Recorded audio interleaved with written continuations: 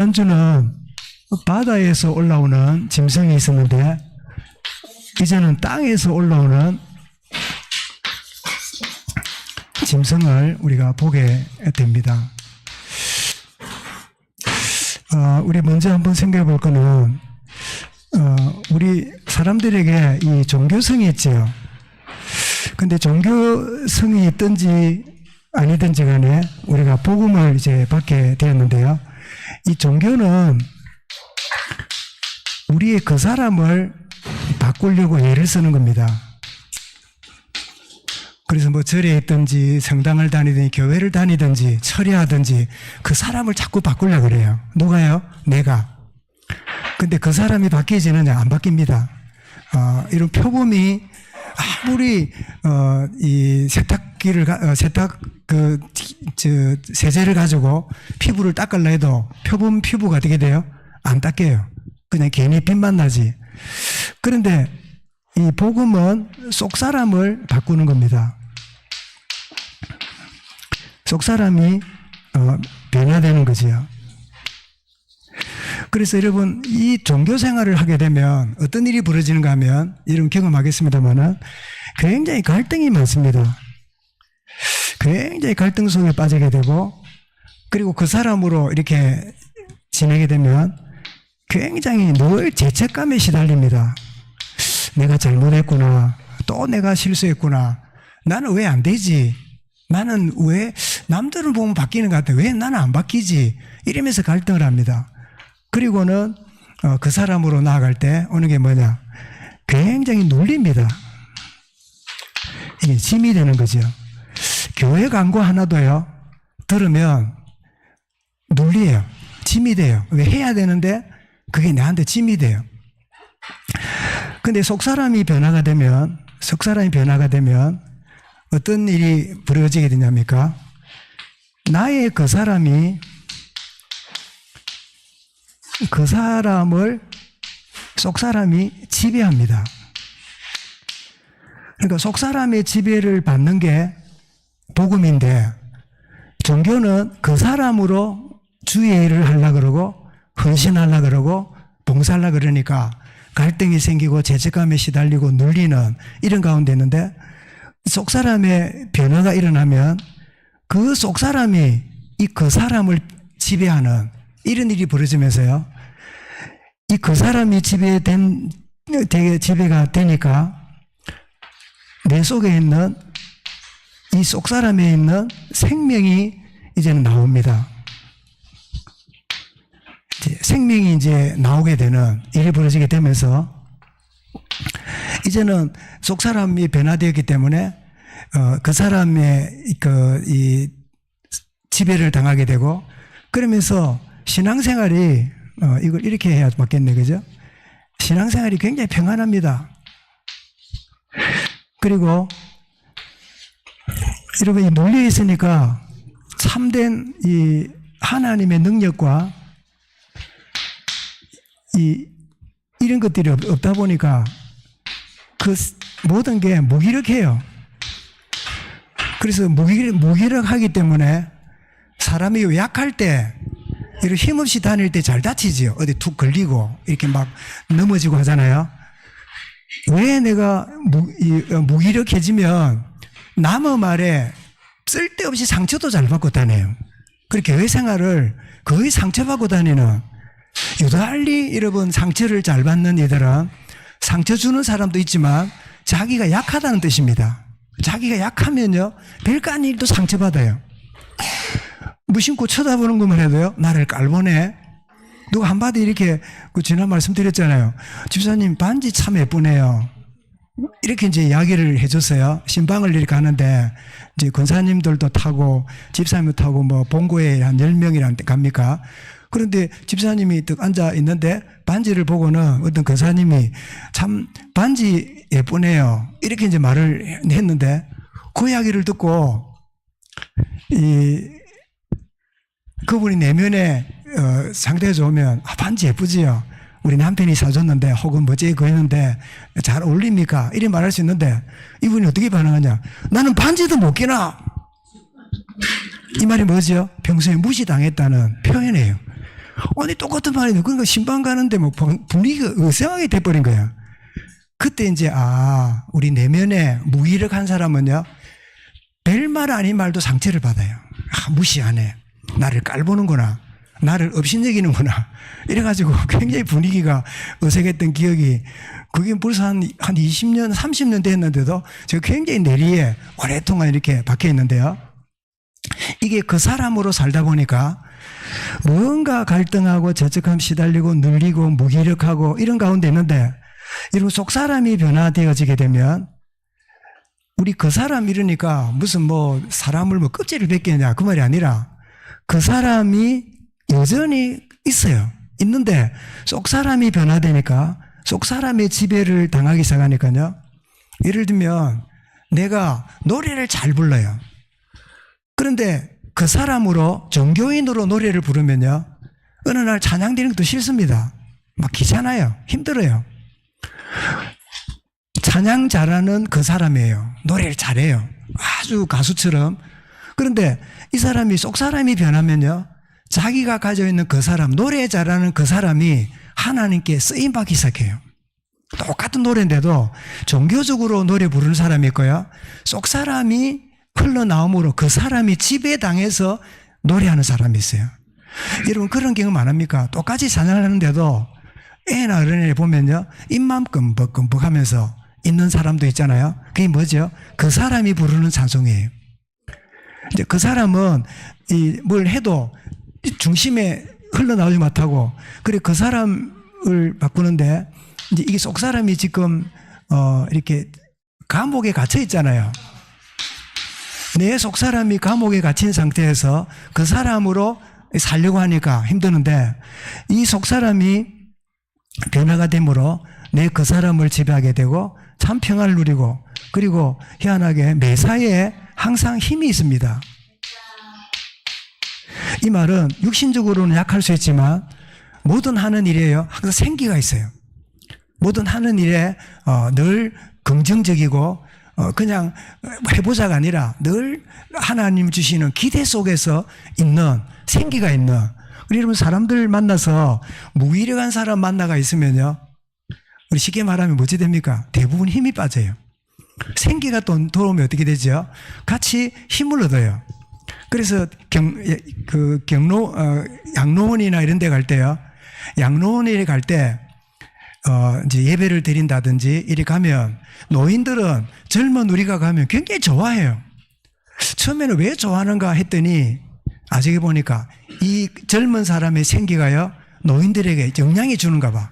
그래 얼굴이 막 피어나고 그래요. 그런데 문제는 같이 예배 드리겠다고 찾아간 30대, 40대 이런 분들이요, 요양원 갔다 오면 힘이 빠져요. 왜냐니까 그거 하니까 힘이 빠진다는 거예요. 저는 무심코 왜 그런가 했더니 이분이 평소에 무기력한 가운데 있다가 그런 환경에 가보니까요, 있는 힘도 다 빠져버려요. 그 다음부터 요양원 예배를 안 갈 거라고 그 이야기를 미국에서 들은 적이 있는데요. 그래서 이 속사람이 변화되고 이 속사람이 변화됨으로 그 사람을 지배하고 생명이 흘러나오므로 참 평안을 누리게 되고 힘 있는, 생기가 있는 이런 축복을 누려가는 게, 이게 똑같은 신앙생활이지만 종교는 그 사람으로 신앙생활을 하려는 거고, 복음은 속 사람이 변화되어서 그 사람을 지배하는 거다. 그래서 그 사람의 지배를 당하는 사람 보고 종교인이라 그러고, 속 사람의 지배를 당하는 보고 복음의 사람이라 그렇게 말하는 거죠. 그래서 그 사람을 이렇게 바꾸기 위해서는 어떻게 합니까? 하나님이 끝없이 우리 말씀을 주십니다. 말씀을 들을 때 그렇구나, 저렇구나 깨닫잖아요. 그리고 이 말씀을 이렇게 내가 이제 듣게 됩니다. 그 다음에 이 말씀을 내가 개인적으로 묵상을 합니다. 자, 들은 말씀을 묵상하게 되지요. 그럴 때, 들을 때는 이렇게 생각했는데 묵상해 보니까 그게 내게 다가와요. 그런데 이게 대부분 안 됩니다. 그래서 거의 세 번째 단계로 하나님이 보내시는데요, 말씀을 듣게 하고 그 다음에 말씀을 묵상하게 만들고 안 되니까요, 하나님이 깨뜨립니다. 깨뜨리심. 요 깨뜨리는 방법이 뭐냐? 고난이고 실패고 그리고 이런 것들이 역경입니다. 우리가 고난과 실패와 역경이 우리의 그 사람을 깨뜨리고 속 사람이 흘러나오게 만드는 하나님의 손길로 안 보이면 모든 게 상처가 돼요. 나는 실패자다. 나는 망했다. 남이 보면 뭘 하겠냐. 이러면서 변명하거나 자꾸 포장하거나 아니면 이런 경우에 사람 안 만나고 도피해가 숨어 살거나 이러면서 계속적으로 이 속 사람이 흘러나와야 되는데 그 사람으로 살겠다는 자기 몸부림을 치다가 굉장히 힘들어지는, 그래서 신앙생활을 오랫동안 하는 사람들이요, 이 그 사람이 깨뜨려지고 하나님의 이 손길 속에서 이 속 사람이 흘러나오는 이런 축복을 누리게 되면 자기도 살고 주변도 살리기 시작합니다. 근데 그 사람이 묶여 있으면요, 나도 힘들고 그 사람 만나는 사람 다 힘들어요. 그 사람 만나면 굉장히 불편해요. 그 사람 만나면 굉장히 사람들이 힘이 빠져요. 왜냐니까 그 사람이 겉으로는 강한데 속으로는 무기력하게 살기 때문에 무기력의 영향을 다른 사람한테도 퍼뜨리게 되는 거지요. 그래서 우리가 종교의 그 사람이 아니라 복음의 속사람, 이 속사람을 우리에게 드러나게 하시려고 그 사람을 깨뜨리는 여러 가지 말씀도 듣게 하고 묵상하게 하지만 때로는 이 깨뜨리시는 하나님의 손길이 있다. 그래서 이 사실을 알게 되면 여러분 실패가 아니라 그것은 여러분을 살리는 하나님의 방법입니다. 그것은 여러분의 낭패가 아니라 심지어 누구 때문에 어려움 당하지만요, 또 어떤 경우는 내가 오판해갖고 어려움 당하기도 하잖아요. 이것조차도 하나님이 나의 그 사람을, 내 가지고 있는 자아를 깨뜨리는 하나님의 손길이구나, 이거 알면서 속 사람으로 내 그 사람이 지배받으면서 나도 살고 다른 사람 살리는, 그래서 이거를 다 바꾸고 말하면 뭐라고요? 이게 진짜 전도다. 그죠? 내가 바뀌어지게 되므로 다른 사람을 바꾸는 이런 축복인데, 자, 오늘 우리 그 준비된 PPT를 우리 보겠는데요. 지금 우리 이제 12장, 13장으로 쭉 넘어오면서 7장면이 있다 그랬죠. 해를 이은 여인, 또 7머리와 7뿔을 가진 용, 남자아이 등장, 사단이 하늘에서 내어 쫓기고 용에게 박해받는 여인들의 자손들이 이렇게 등장하게 되고, 지난주에는 바다에서 나온 짐승을 보았지요.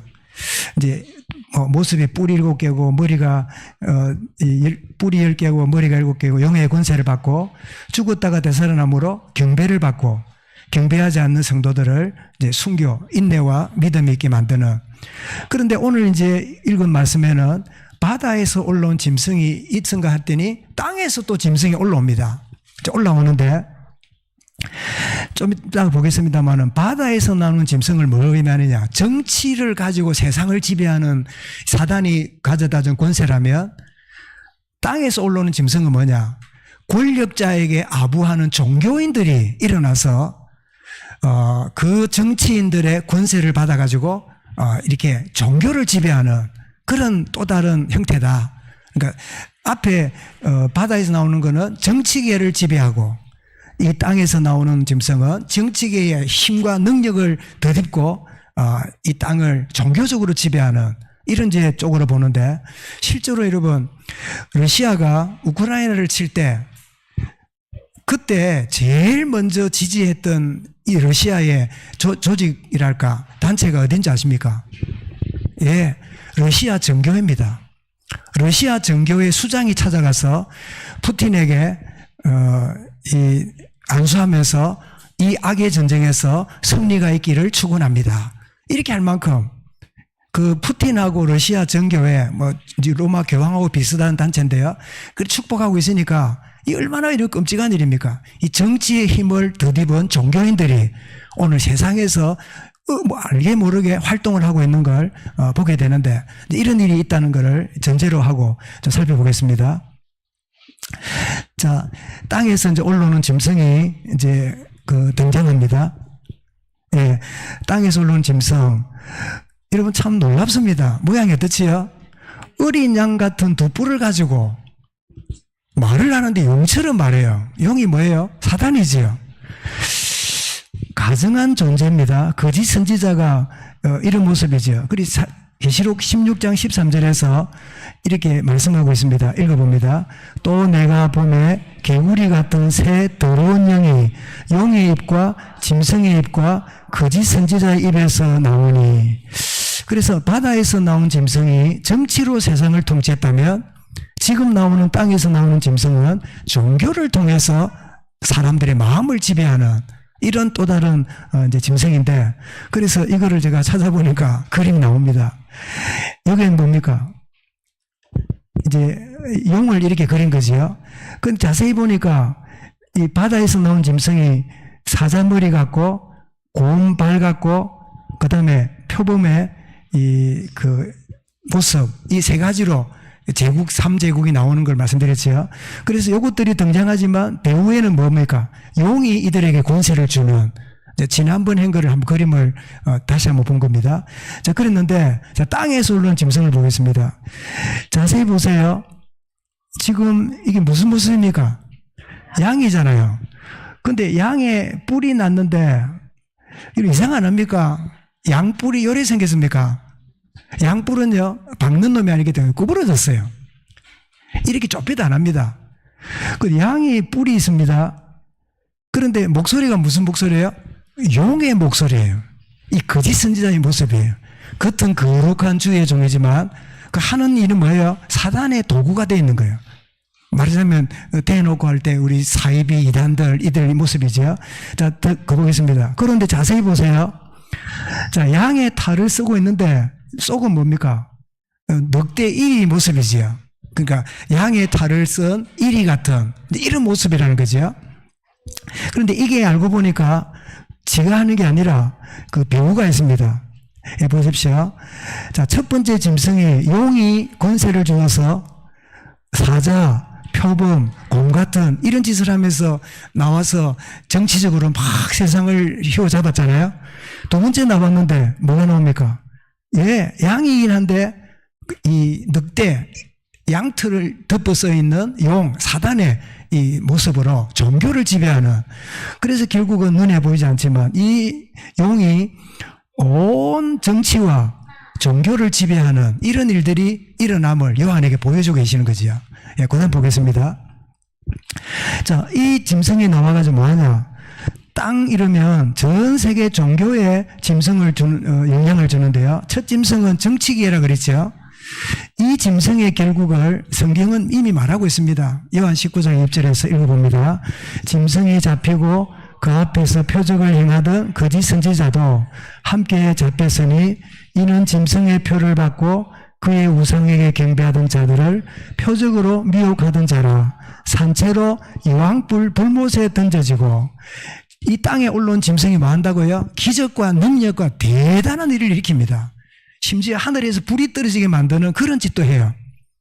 여러분, 뭐 귀신 쫓겨나가고 병도 낫고 하는 일이 실제로 사이비 이단 가운데도 많이 일어나요. 그래서 사람들이 그 현혹대에 끌려가잖아요. 근데 이 권세가 누가 줬다고요? 용이 준 권세지, 사단이. 계시록 2장 10절에도 이렇게 말씀합니다. 그들의 결국이 어떻는가? 읽습니다. 또 그들을 미혹하던 마귀가 불과 이왕못에 던져지니 거기는 그 짐승과 거짓 선지자도 있어 세세토록 밤낮 괴로움을 받으리라. 바다에 올라온 정치를 개를 지배하는 있는가 하면 한편, 또 한편은 땅에서 올라온 짐승이 어떤 개를요? 종교계를 지배하는. 그래서 사람들에게 현혹하고 있는데, 자, 그런데 이 짐승이 무슨 활동한다고요? 앞선 짐승, 죽었다가 살아나고 있잖아요. 그 짐승을 대신해서 권세를 부리는데 땅에 사는 자들을 처음 짐승에게 경배하게 합니다. 그래서 아까 말씀드린 대로 러시아 정교회 수장이 푸틴의 권세를 뭐하게 합니까? 지지하잖아요. 그래서 종교인들이 뭐하냐? 권력자들이 아부하는 짓을 해요. 그래서 한때는 조창기도회라는 게 요즘 있는지 모르겠는데 옛날에 보면 아주 독재 정권을 가진 거기에요. 많은 전국의 목사들이 가서 아침을 먹고 예배해주고 이 권력이 계속되도록 그랬던 게 조창기도예요. 조창기도회 했다. 요즘 뉴스 안 나는 옛날에 들어보셨을 겁니다. 그래서 조창기도회 뭐냐? 좋지 않는 기도회라. 그래 말을 할 만큼 아주 그 권력에 아부하면 종교인들이 뭐 혜택을 누리는 뭐가 있는가 봐요. 이제 그런 짓을 하는 땅에 사는 자들을 처음 짐승에게 경배하게 하고 짐승에게 경배하기 위해서요 큰 이적에 이르게서 불이 하늘에 내리게 하고 우상을 만들어서 경배하도록 만드는. 그래서 이미 바울은 데살로니가서에서 말씀했는데 2장 9절 10절입니다. 읽습니다. 악한 자의 나타남은 사단의 활동을 따라 모든 능력과 표적과 거짓 지적과 불의의 모든 속임으로 멸망하는 자들에게 있으리니. 예수님도 이 종교계에 거짓 선지자가 나와서 뭐 할 건가를 이미 말씀했습니다. 마태복음 24장 24절 있습니다.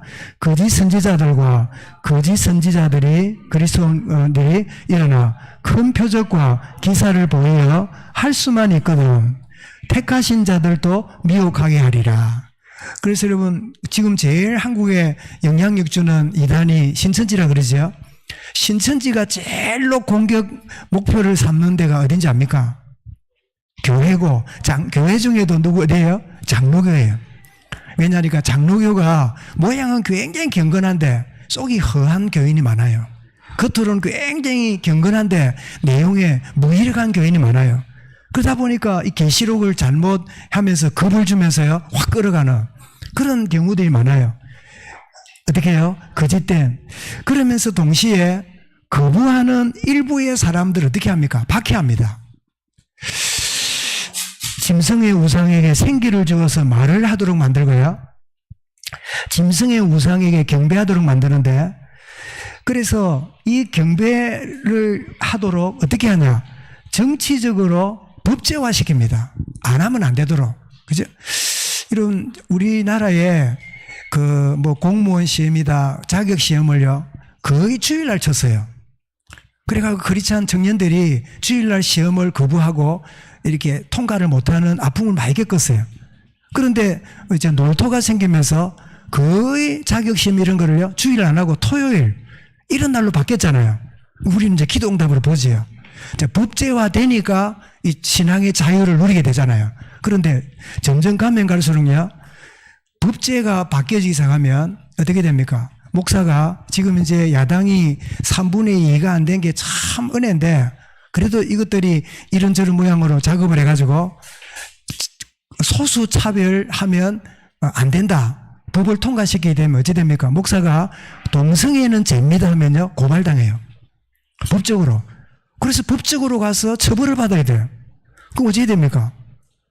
저는 어떻게 할까요? 감옥에 가도 하나님 진리를 전해야지. 목사가 법이 바뀌었다고 법대로 하는 게 아니라 말씀대로 해야 되잖아요. 그래서 우리는 말씀대로 쫓아가야 되는데 법이 말씀과 충돌하면요 우리 말씀 붙잡아야 돼요. 그게 이제 세상 살아가는데 성도들의 어려움이기도 한데요. 정치적으로 그 다음에 짐승에 경배하도록 하기 위해서 우상에게 경배하기 위해서 언론으로 여론을 만들고 이게 문화화 만듭니다. 요즘 그 KBS 1인가에 보면 9시 뉴스 지나고 뭐 10시 넘어가고 이러면 가끔 보면 애들이 막 출산을 안 한다고 해가지고 온 세계 나라마다 뭐 이렇게 하고 저렇게 하고 그런 프로그램을 이렇게 하는 것 같더라고요. 그리고 어떤 때는 보면 왜 결혼 안 하냐, 비혼, 왜 자녀 안 낳냐, 젊은이들 불러갖고 막 이렇게 하는데 저는 딱 느낌이 이제 원래 의도는 자녀를 결혼하게 하고 자녀를 놓게 하려고 하는 의도는 같은데 분위기는 그게 아니고 그들이 말하는 게 너무 옳은 이야기라. 맞아. 그러니까 결혼 안 해야지. 맞아. 그러니까 자식 안 낳는 게 맞아. 이런 생각을 가져다 주는 이런 문화가 저는 놀랐어요. 이런 의도는 그게 아닌데 그 이야기가 진행되면서 결혼한 다음에 그게 아니고 그건 생각이 틀렸고 그건 바른 게 아니고 라는 진정한 지도자가 없어요. 모든 젊은이가 이렇게 생각하니까 이게 문화가 됐어요. 그래서 그게 옳은 것처럼 방송도 흘러가는 거예요. 이 문화예요. 그래서 이런 문화 속에 언론을 만들고 문화가 되어서 만들어가는데 칩이나 바코드 여러분 들어보셨죠? 칩을 몸에 심고 안 심으면 거래를 못하는 바코드를 받아야 이 물건을 사고 파는데 이 거부하면 물건을 못 파는 그래서 이 바코드가 나중에 마지막 13.8절에 뭐가 나옵니까? 666이라는 말이 나오죠. 이런 걸로 나가고요. 그 다음에 종교화해서 사람들을 현혹에 빠뜨려서 종교다운주의가 뭡니까? 기독교만 옳은 게 아니라 모든 종교 같아. 모든 종교는 같다. 라고 말하는, 이 종교도 옳고 저 종교도 옳고 그렇게 말하는. 그래서 택시 기사 타보면요, 앞에 백밀레는 뭐 걸어놓습니까? 십자가 걸어놓고, 그 핸들, 그 기아 만지는 그게 뭐예요? 불교 영불 해놓고, 저 뒤에 스티커는 뭐예요? 성당 붙이고. 우리 기사님 뭐 이게 다 왕것 다 붙이게 되면 이러면 뭐라지요? 아무거나 도와주겠지 뭐. 아무 종교나 도와줄 거라고. 그래 말하는 기사들이 있는 걸 들었는데요. 이렇게 정치, 문화, 종교 이런 걸 이용해 가지고 짐승의 우상에 경배 안 하면 안 되는 이런 쪽으로 몰아가는. 그러면서 여기에 응하지 않는 자들을 어떻게 하죠? 죽이게 되는 역할을 하는데 적그리스도입니다. 이 적이란 말은 불다는 말이 아니라 이 대적이란 말이죠. 로마 황제의 신상을 세워서 경배하고 예배하게 하는 시대가 있었고, 교황을 신의 대리자로 거기 앞에 무릎 꿇고 굴복하게 만들어서 모든 권력이 교황이 인정해야 시작되는 그런 시대가 열리게 되는데, 지금도 교황이 모자를 쓰고 다니죠. 옆에서 보면 교황의 모자가 이렇게 생겼어요. 이렇게.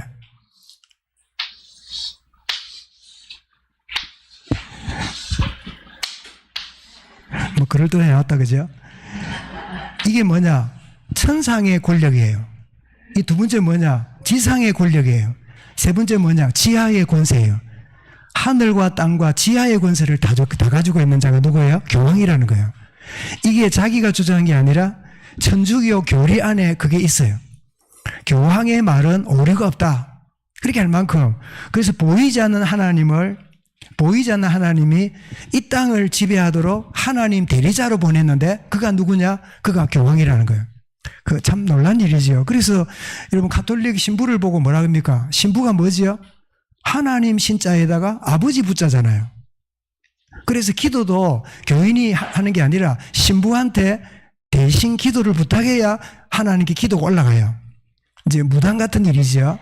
무당이 부닥거리 해줘야 이제 개인의 어떤 게 올라간 것처럼 그런 제도인데, 그리고 말세에는 세계 통합 정부를 만들어서 인권을 장악하는, 아까 말씀드렸죠. 소수 차별법을 만들어 가지고 거기에 대해서 잘못하면 이제는 처벌을 받는. 그래서 지금 서서히 유럽과 미국에 들어오는데, 남자가 결혼해도요 의료보험을 줘야 되고, 그 사이에 아이를 하나 데리고 있으면요 거기에 따라서 양육비를 주고, 그리고 결혼 안 한 사이에 아이가 생겨나면 일반 가정으로 인정해 줘야 되고, 인권이라는 이름 하에서 전혀 하나님의 자연 원리를 파괴시키는 이런 일들이 뭐 속에서요? 이 정부 속에서 이루어지는. 그래서 민주주의가 너무 좋은 제도지만 인간의 재성이 다수가 되면 그게 옳은 것처럼 결정해 버리는 게 민주주의잖아요. 그런 안타까운 일이 벌어지게 되는데, 어쨌든 바다에서 올라온 짐승이 정치를 지배하면 땅에서 올라온 이 짐승이 뭘요? 종교를 지배해서 이 정치인들의 권력 하에서 종교로 사람을 지배하는 이런 일이 벌어지고, 거부하면 어떻게 해요? 어려움을 당하고 곤란을 당하는 그런 시대가 그때도 있었고 앞으로도 진행될 것임을 우리가 알려줍니다. 그래서 우리 오늘 말씀을 통해 받을 메시지를 보면요, 18절에 보니까 666이라 했잖아요. 그래서 6은 뭐냐? 6은 불완전 숫자이지요. 왜냐니까 여러분 하나님의 숫자 완전수가 뭡니까? 7이잖아요. 이제 그 전에 제가 알려드렸는데 기억나는지 모르겠네요. 우리 숫자에도 영적 의미가 있는데 1은 뭐죠? 하나님의 유일한 숫자지요. 2는 뭐지요? 예, 정인 숫자. 3은 뭐지요? 삼위 하나님. 4는 뭐지요? 만물 숫자. 동서남북, 추나추동을 의미하는 거죠. 5는 뭡니까? 개수를 따질 때 하는 숫자지요. 그런데 7이 뭐죠? 7. 완전 수잖아요. 그 7 되기 전에 뭐가 있습니까? 6이지요? 이거는 불완전 숫자예요. 7 되기 전이니까. 여러분 7이 왜 완전수입니까? 예, 하나님의 뜻이 이 땅에 임하니까 완전수가 되지요. 이제 8이나 9는 별 의미가 없고요. 10이 뭐지요? 10은 만수입니다. 이제 완전한 이제 충만 숫자지요. 근데 12를 보고 우리 임마누엘 숫자라고 합니다. 12지파, 12사도 뭐 이렇게 보는데, 근데 12가 되려면 뭐하고 뭐가 되면 12가 될까요? 3하고 4가 뭐 하면 됩니까? 곱하는 거지요. 하나님이 우리와 함께 하시는 거예요. 그래서 12를 임마누엘 숫자라잖아요. 근데 6이 불완전 숫자인데 이게 뭡니까? 666이에요. 불완전의 충만. 그 불완전의 충만한 수다. 666. 이렇게 보면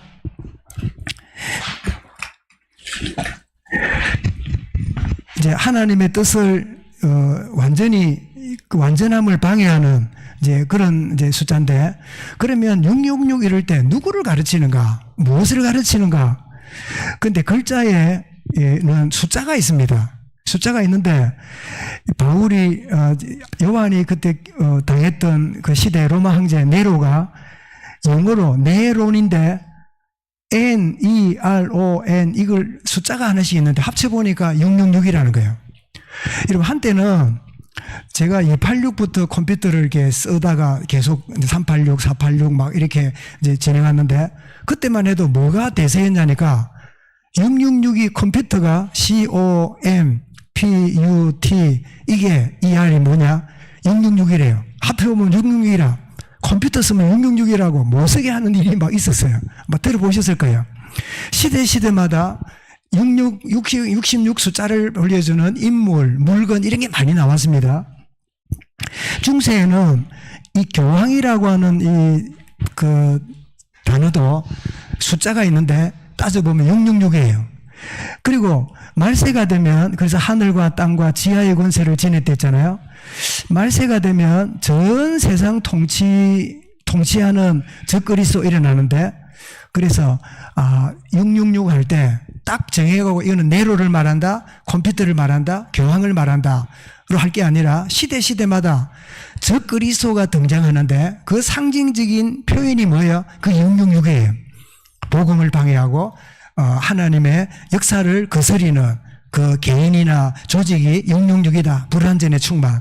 이렇게 이해하면 666 가지고 막 이상하게 해석함으로 사람을 혼돈에 빠뜨리는 이단에 안 빠지겠죠. 그래서 우리는 이런 시대에 영적 분별력을 가져야 돼요. 어떻게 됩니까? 후대들을 문화로 속입니다. 동성애, AI, 미디어 이런 이제 아이들이 눈만 뜨면요 거의 미디어에 빠져 있어요. 스마트폰, 뭐 그림, 또 뭐 하는 거, 오락하는 거, 게임하는 거. 그래서 우리 아이들이 자라이들 이 전두엽 이 앞부분에 내 앞쪽이요. 그 오락이나 남이 만드는 프로그램에 빠지면 이게 안 자라가지고 나중에 대인관계도 안 되는 굉장히 폭력적이고 애들이 짜증이 많고 굉장히 조급해지는 그 시야가 굉장히 좁아지는 그런 아이들이 되는. 그래서 얘가 왜 이러는가 싶을 수 있는데요. 이 문화가 가져다주는 해악이 실제로 우리 자녀들에게, 아이들에게 영향을 주고 있다 하는 사실을 보게 되는데, 그리고 이 후대들을 문화로 속이고 있고, 두 번째 뭐죠? 물적 만능주의, 만모니즘입니다. 오직 평가의 기준이 뭐예요? 돈이라. 그래서 저 사람을 평가하는 것도 뭐지요? 돈이라. 모든 게 평가하는 기준이 돈이에요. 예를 들면 누구 만나가지고 결혼할 때도요, 네 월급 얼마 받나? 따라서 결혼 대상자가 될 수도 있고 친구 대상 될 수도 있고 안 될 수도 있는 이상한 시대가 이 마지막 시대예요. 그리고 이 세속의 물결이 세상에만 있는 게 아니라 어디로 들어옵니까? 교회 속으로 침투되고 있다는 거예요. 그래서 음악계로 들어온 게 뭐지요? 그게 바로 이 뉴에이지 음악이 우리 교회 속에 들어와서 복음송 중에 보면 그 복음송을 듣거나 부를 때요, 사람이 몽롱해지는 복음송이 있어요. 처음에는 굉장히 감동적이고 감미로운데 알고 보면요, 뉴에이지 음악이 들어온 거예요. 이런 경우들을 교회 속에서 들어오는, 그래서 깨어있어야 되는. 그래서 왜 그런 말을 하죠. 다 새거가 좋지만은 흥거가 좋은 게 있대요. 그게 뭘까요? 응? 뭐 해당되는 분은 혹시 양해를 얻기 바랍니다. 세 개 다 좋잖아요. 흥게 좋은 게 있대요. 그럼 뭐냐, 엄마는 흥게 좋대. 뭐 그런 이야기가 하듯이 어찌 보면 교회가 오늘 이렇게 문화가 발전되고 젊은이들이 이렇게 하면 막 문화를 따라가고 뭔가 도입하고 바꿔야 되고, 그래서 뭐 교회 리모델링도 막 굉장히 어디 가발이 비슷하게 막 쌓이고 불도 넣고 막 이 바깥에 장식도 막 젊은 사람들이 마음껏 할 수 있도록 이런 것들이 있는데, 저는 마음속에 그래, 어느 정도는 허용할 수 있지만 세상이 그런다고 오늘 교회가 다 따라다닌다면 나중에는 젊은이들이 아무리 꾸며봐라 잣집이 낫지, 아무리 꾸며봐라 가발이가 낫지, 결국은 교회가 맞추도 못하고 오히려 우스운 곳이 되는, 그래서 정말 진리는 변함이 없이 지키고 진리 아는 것은 우리가 얼마든지 자유롭게 적용해 나가는, 그래서 가면 갈수록요 뭘 많이 바꾸고 많이 새롭게 하는 것도 중요하지만 진짜 중요한 거는 진리는 오래되고 묵은 게 진짜다. 그래서 문화를 우리가 참고도 하고 변화도 쫓아가지만 진짜 중요한 거는 변함없이 우직하게 나가는, 그래서 그런 그 영화 제목입니까? 뭐 황소처럼 뭐 가라 뭐 그런 게 있습니까? 그런 말 있지요. 우직하게, 그지? 나가는, 예? 뭐 그런 게 있답니다. 무소의 뿌린가처럼, 그죠?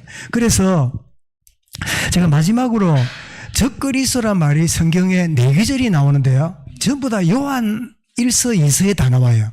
한번 확인해보고 마무리하겠는데요. 자, 요한 1서 1장 7절을 읽어봅니다.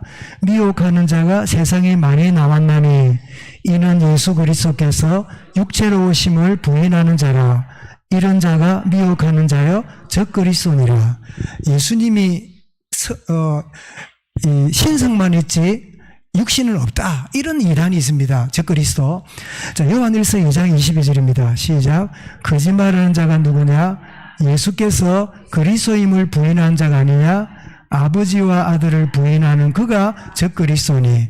예수가 그리스도 말고 구원자는 많다, 이렇게 말하는 자가 적그리스도라는 거죠. 자, 요한 1서 2장 18절입니다. 읽습니다. 아이들아, 지금은 마지막 때라. 적그리스도가 오리라고 하는 말을 너희가 들은 것과 같이 지금도 많은 적그리스도가 일어났으니 그러므로 우리가 마지막 때인 줄을 아노라. 이미 적그리스도가 우리 가까이 와 있다는 거예요. 자, 마지막입니다. 요한일 4장 3절입니다. 예수를 시인하지 아니하는 영받아 하나님께 속한 것이 아니니 이것이 적그리스도의 영이라. 오리라 한 말을 너희가 들었거니와 지금 벌써 세상에 있느니라. 그래서 이미 여러분 이 사입이나 이단들이 행행하는 것은 뭘 말하죠? 이미 적그리스도가 우리 가운데 활동하고 있고, 바다에 올라온 짐승이 정치계를 흔들고 있다면요, 땅에서 올라온 짐승이 뭐예요? 이 종교계예요. 우리 교회들조차도 은밀하게 노리고 있는 그런 때에 우리가 와 있구나 한 사실을 알고, 우리가 두려워하거나 염려할 것이 아니라 주님, 우리 자신과 우리 후대들이 깨어서 주님 바라보는 오늘 예전대회 지내드리는데, 여러분의 손에 여러분 자녀들의 신앙의 참 이 걸음이 좌우되는 중요한 가운데 있는데, 우리 후대들이 문화와 미디어 또 이런 속에 빠지지 않는 참된 진리 가운데 언약 가운데 세워지는 축복의 이 축복을 우리 예전대 회원들이 가정을 지키고 교회를 지키고 참 우리 후대들을 지키는 그런 축복의 은혜가 넘치기를 주의 이름으로 축원합니다. 감사합니다. 주님, 참 바다에서 올라온 짐승이 정치계를 움직였다면 땅에서 올라온 짐승이 종교를 이용하여 사람들을 속이며 적그리스도가 활동하고 있는데 이미 와 있다고 말씀했습니다. 깨어있게 하시고 우리 모든 성도들이 깨어있으며 또 우리 모든 후대들이 거기에 속지 않도록 우리 예전도의 우리 어머니들이 깨어서 가정을 지키며 후대를 지키며 교회를 지키는 참된 하나님의 사람들로 쓰임받도록 주여 역사하시고 은혜 다하여 주옵소서. 예수 그리스도 이름으로 기도드리옵나이다. 아멘.